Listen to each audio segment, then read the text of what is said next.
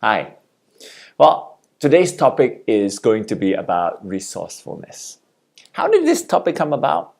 Well, in the last couple of years, I've been hearing more and more people complain about the fact that they don't have enough money, they don't have enough time, they don't have enough anything. And that got me thinking. Let's understand one thing. Resources are limited. Don't you agree? There is never going to be a situation where there are unlimited resources. So if resources are limited, then resourcefulness is critical. So, as usual, 3 points. The first point is, you know what? Stop complaining. Complaining, like the old saying goes, gives you something to do but doesn't get you anywhere. Now, it's really important that you wrap your mind around the fact that you've got to get things done in spite of a lack of resources and not go down the mentality of not being able to do it because you don't have resources. The mind decides what the body does. So you've got to be really careful about what you're focusing your mind on. Which then brings me to my next point.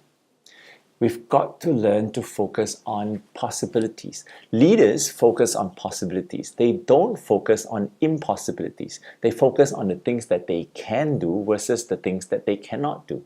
Now, the mentality of a person who focuses on possibilities is a mentality of empowerment, a mentality that they give themselves the authority to act.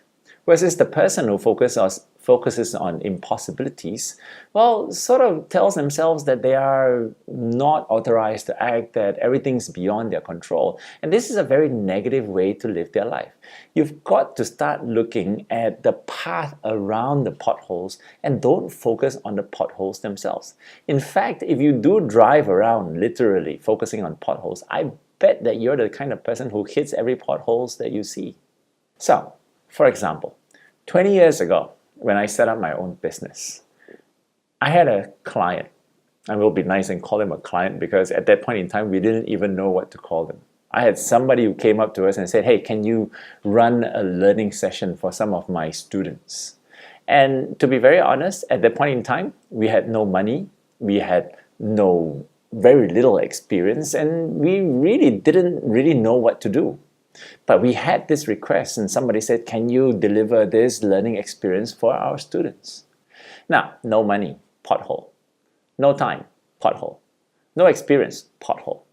Now, if we had let ourselves focus on those potholes, we wouldn't have gone anywhere. But what we did do, and this is very much in hindsight, was we focused on the fact that we had brains path around the pothole. We had the environment path around the pothole. We had experiences in doing things other than creating learning experience, path around the pothole. And by focusing on what we could do, we then crafted out a method to do things that we originally thought that we couldn't. So you've also got to learn practicing, looking at the kind of resources that you do have, and then making do with the resources that you do. So my final point is, sometimes I feel that an overabundance of resources is the actual reason why we stop being resourcefulness. I'll give you an example, the internet. These days, we seem to have downloaded our brains onto the internet. We've stopped thinking, we've stopped keeping our minds sharp because anything and everything that we need in terms of information and knowledge, I just type it and it comes out just like that. What does that do? That dumbs your mind. Don't let the resources or the absence of it control you. You need to be in control of the resources that you do have and not rely on something that you don't.